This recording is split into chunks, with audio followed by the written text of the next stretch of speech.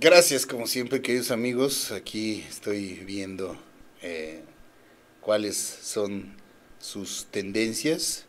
No, dice Leslie, no me hagan bullying. Por supuesto que no, querida Leslie. Aquí todos las posturas y todos los puntos de vista serán respetados y cobijados. No necesariamente tenemos que estar todos de acuerdo. Esa es la idea, ese es el valor de este chat y de esta comunidad. Gracias, gracias por ello, por sus valientes opiniones.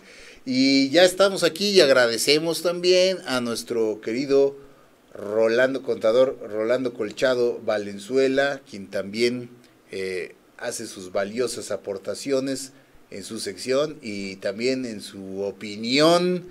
Mi querido Rolando, muchísimas gracias por tu presencia. ¿Cómo estás? Adelante con tu tema de hoy. ¿Qué tal, Jorge? Muy buenos días, amigas y amigos. Me da gusto nuevamente tener la oportunidad de platicar con ustedes.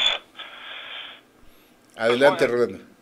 De hecho, mi plática es en cierta forma una continuación de mi plática de la semana pasada, en la cual adelante. En la cual comenté en forma general los avances en las industrias, sus descubrimientos y mejoras a través de miles de años, las cuales desafortunadamente en estos momentos no son suficientes para poder competir en los mercados globales, ya que industrias modernas con los mejores sistemas y tecnología de producción no pueden competir contra los precios de los productos elaborados desde China.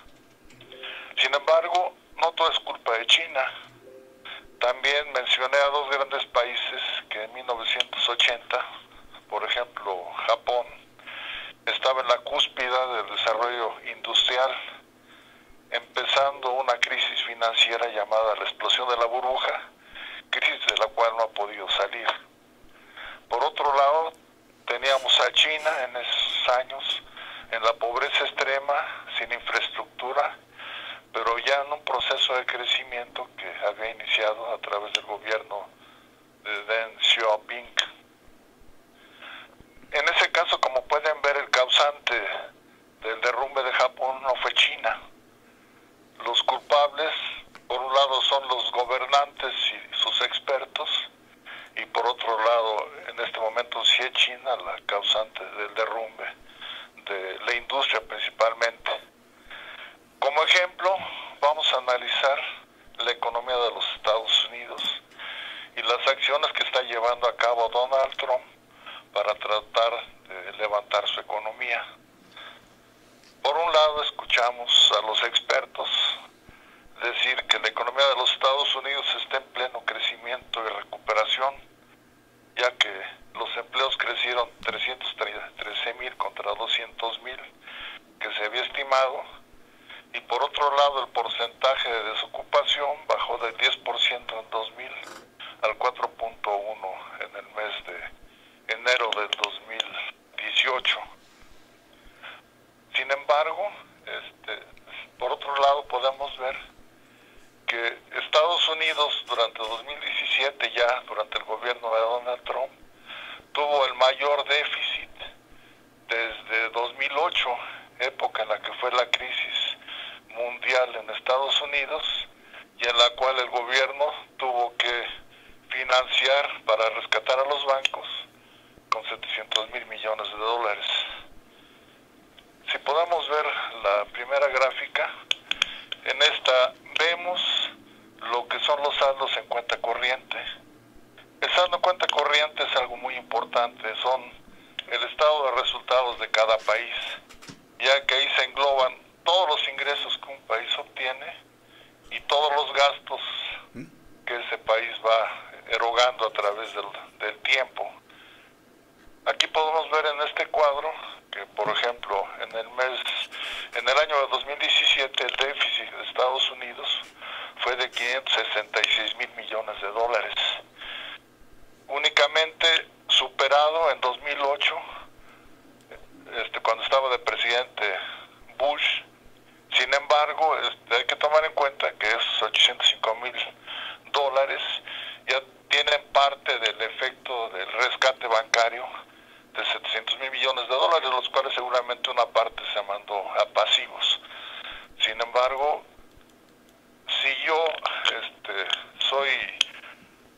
comprador o soy un inversionista, lo importante es mi estado de resultados. ¿De qué me sirve que yo tenga más trabajadores, que ganen más, que mi empresa produzca más, si tengo pérdidas? O sea, quiere decir que estoy gastando más de lo que estoy obteniendo de ingresos. Yo quiero que eso le platiquen a un dueño de una empresa que la gente está muy contenta, que ya son más trabajadores, ya ganan más, pero sus pérdidas y su deuda se está incrementando. Entonces, lo importante de un país es su saldo en cuenta corriente, que es donde se reflejan los ingresos y los egresos en divisas internacionales. Es como dicen los marchantes, es donde me sale o no me sale, ¿no? Exacto, sí. De hecho, una empresa que se va endeudando, que está gastando más de lo que está erogando, pues cubre o tiene el riesgo de que tenga que cerrar o un país se presente en una quiebra de la cual ya no pueda salir.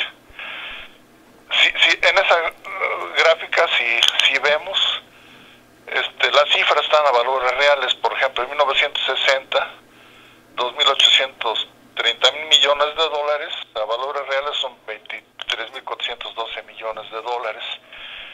Y podemos ver que en los primeros años, cuando había reglas en el control del tipo de cambio, Estados Unidos tenía superávit, los cuales se empezó a perder a partir de 1971, cuando ya se dejó sin control los tipos de cambio, aspecto que ha aprovechado muy bien China. Si vemos el déficit de los Estados Unidos, en 2017, 375.200 millones de dólares son directamente con China, que representan el 66% de su déficit. Por eso Donald Trump está preocupado y está buscando disminuir esos déficits. Sin embargo, en su primer año no los bajó, aumentó, y está tomando acciones para tratar de hacer más competitiva a sus industrias y que realmente Estados Unidos se pueda recuperar. Como los aranceles, como la renegociación de los tratados comerciales. Exacto. Todo lo que está tratando de hacer el señor Trump para revertir esa situación que dice que han abusado por años de los Estados Unidos, ¿no? En cuanto a los déficits. Eso es lo que dice. La verdad es que los que han estado de presidentes no están entendiendo la economía y la globalización, y sus acciones que han tomado pues han sido cero, porque sabemos que Estados Unidos es la economía más frágil. A través del tipo de cambio se ajustan los precios en los mercados internacionales, y Estados Unidos no puede ajustar porque un dólar siempre vale un dólar debido a que es la economía global. Pero hablando del déficit con China directamente es el 66%, pero indirectamente es mucho más. Por ejemplo, México tiene superávit con Estados Unidos, pero el 40% de los productos que México le exporta, el 40% son productos elaborados desde China. Entonces, si vemos en el siguiente cuadro el déficit de Estados Unidos con el resto de los países, eso es a 2016, pues básicamente su principal déficit es con China, y a los demás países el monto es muy pequeño. Si lo vemos, ahorita las acciones que está haciendo Trump, lo que quiere hacer es hacer más competitivas a sus empresas. ¿Cómo lo está haciendo? Pues para mí es en forma equivocada, porque se está echando de enemigo a todo el mundo, a todos los países, cuando Estados Unidos debería ser el líder y debería de buscar que el Fondo Monetario Internacional cumpla con los objetivos para los cuales fue creado, y que empiecen a regular los tipos de cambio, cosa que no se está haciendo. Si vemos qué medidas están tomando, por un lado está reduciendo los impuestos para las empresas en Estados Unidos al 25%. Con eso lo que está diciendo es de que, bueno, si me quieren vender un producto, no lo produzcan fuera y me lo vendan, mejor vénganlo a producir a Estados Unidos, y fiscalmente le va a salir más barato que producirlo fuera. Por otro lado, también está imponiendo aranceles, como el del aluminio, el acero. Entonces, con eso, lo que busca es que las empresas hagan sus cálculos y digan, bueno, si yo le vendo a Estados Unidos desde fuera, tengo que pagar un arancel del 25% en el caso del acero, pero si produzco de Estados Unidos, pues me voy a ahorrar eso más el efecto fiscal. O sea, viéndolo así en forma general, no está tan ilógico su razonamiento y la forma como busca ser más competitivas a las empresas. Pero si vemos de dónde obtiene el acero Estados Unidos, vamos a ver que principalmente el monto principal es con Canadá, luego con Brasil, con Corea del Sur, con México, o sea que con sus dos socios principales tiene operaciones muy importantes en la compra de lo que es el acero. Entonces tomó una decisión acertada de decir, bueno, por lo pronto ahorita a ellos no les aumentamos o no les imponemos aranceles, tratando de que veamos cómo se comporta la negociación del Tratado de Libre Comercio y en base a eso tratar de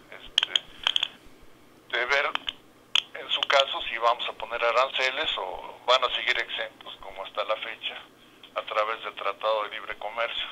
Así es, digamos que pues no es mala la idea de Trump, que quiere pues sí manejar al país como una gran empresa, que no es una idea equivocada. Lo que sí es que pues tiene algunos errores de procedimiento, ¿no? Que eventualmente porque es muy agresivo, porque se le pueden revertir, sí. No, se la van a revertir porque muchos países, aunque me cobras aranceles por el acero, por los paneles solares, bueno, pues ahora yo te voy a cobrar aranceles por estos productos y entonces por un lado va a tener reducciones para la industria norteamericana, pero por otro lado van a recibir insumos mucho más caros, además de que producir en Estados Unidos no es nada barato por su mano de obra. Pero para entender por qué China puede reducir en forma tan importante los precios, me gustaría que pudiéramos ver el siguiente ejemplo, que ya lo he comentado en otras pláticas. Eso para que ustedes puedan ver cómo le hace China y cuáles son los errores que están cometiendo los gobernantes.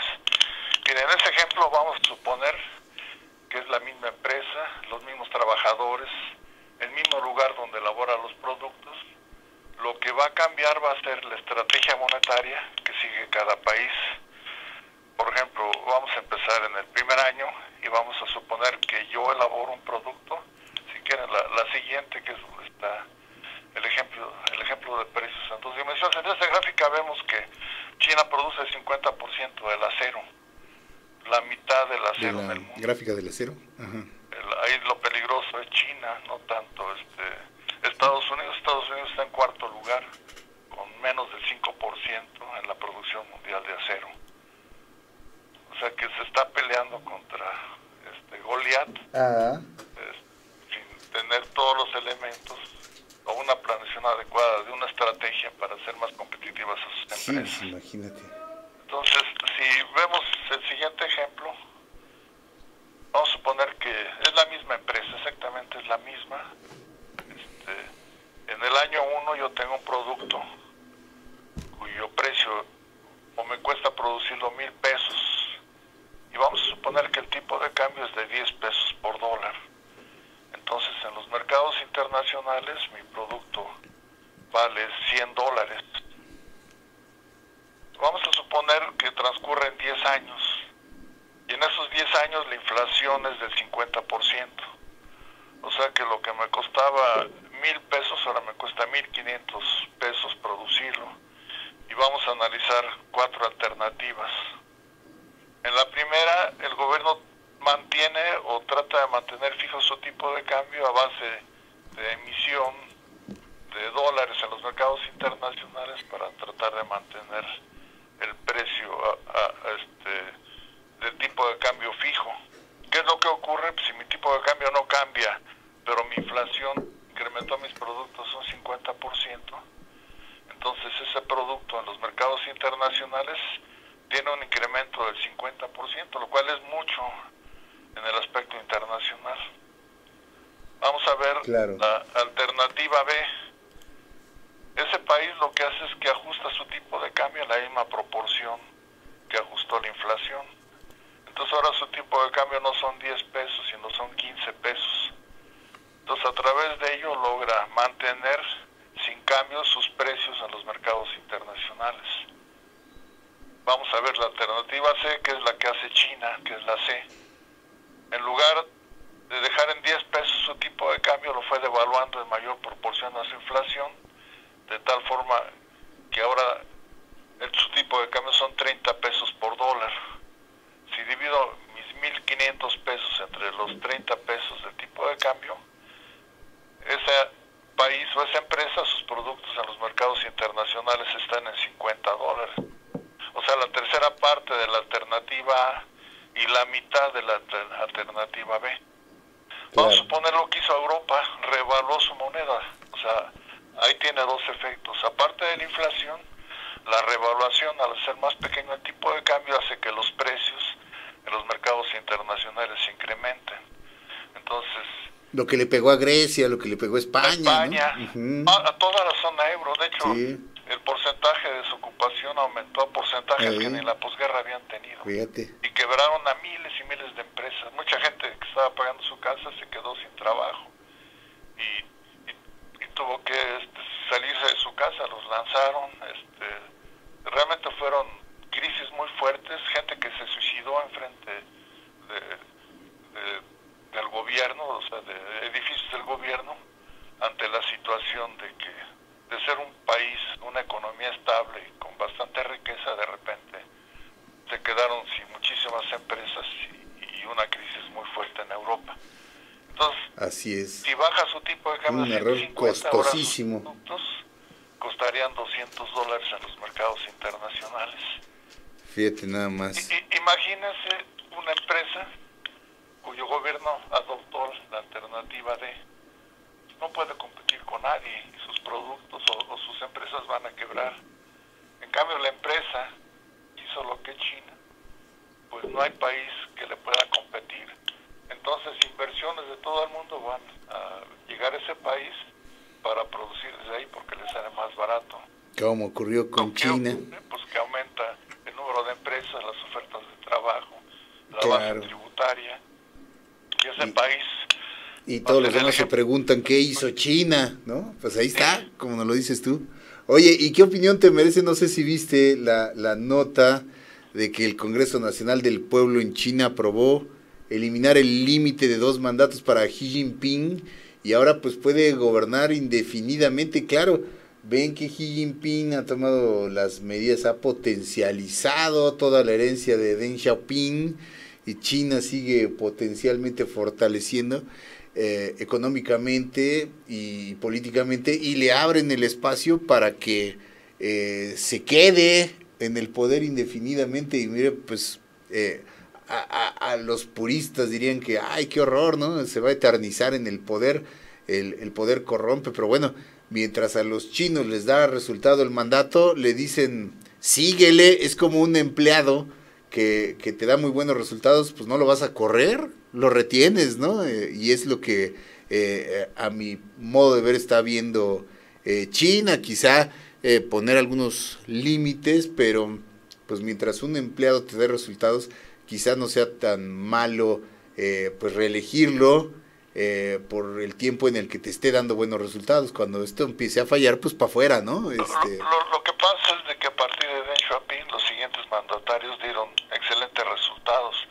Inclusive el crecimiento de China ha disminuido, o sea, no ha sido tan excelente la labor de este último presidente. Y una dictadura... Que de hecho ya comenzaba a ser un problema también el crecimiento tan alto de los chinos, ¿no? Ya les comenzaba a representar pues también algunos efectos perniciosos. Parece, o más bien es paradójico, ¿no? Que tanto crecimiento empiece a tener efectos perniciosos, pero lo era para los chinos. No querían crecer tanto ya, ¿no?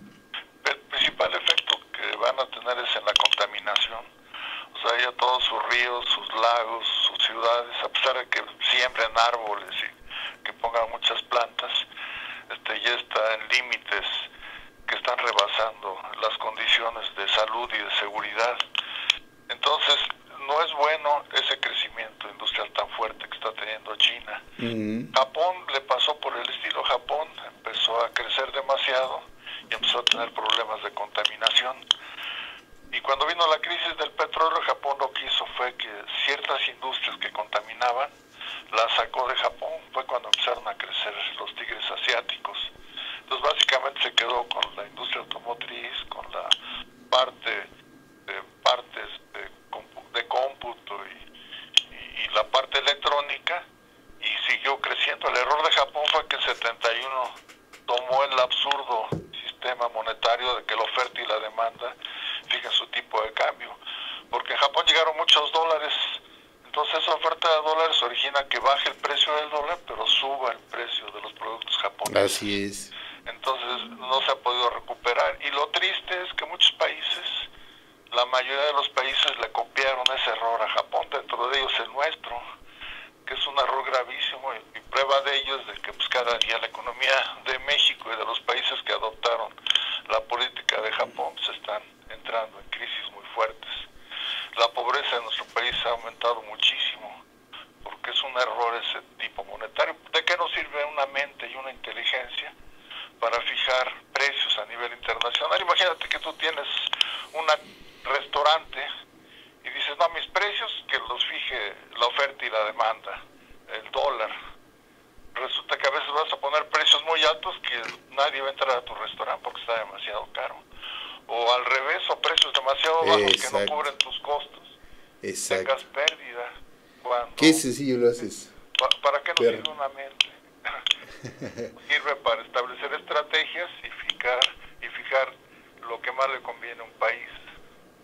Qué sencillo lo haces ver, mi querido Rolando, y cómo no has estado al frente de las finanzas aquí en los últimos 30 años.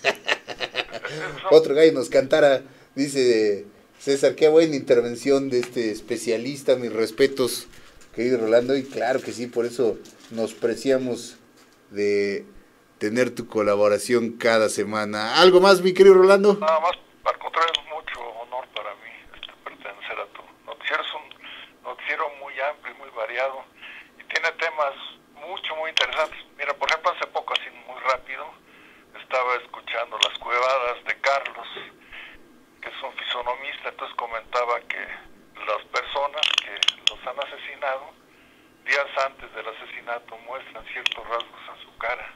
Ajá. Lo que dice es muy cierto, porque yo estudié una maestría en análisis e interpretación de sueños, y nuestro subconsciente viaja hacia el futuro y hacia el pasado. Por eso a veces tenemos sueños premonitorios. Entonces yo siento que el subconsciente, si sabe o ve que una persona la van a matar, es lógico que refleje ciertas expresiones en la cara de la persona en la cual forma parte. Entonces hay temas muy interesantes, de chistes, de reflexión. La salud, la política, todo, ¿no? Es un noticiero muy amplio, y aparte que habla con la verdad. Sí. Muchísimas gracias, querido Rolando, por eso nos preciamos de tenerte entre nuestros colaboradores, y también el auditorio agradece siempre el que des luz sobre un tema tan complicado como es este de las finanzas, que tú lo haces parecer muy sencillo y lo explicas así. Gracias, querido Rolando, te mandamos un abrazo, nuestro reconocimiento y nuestro agradecimiento como siempre por este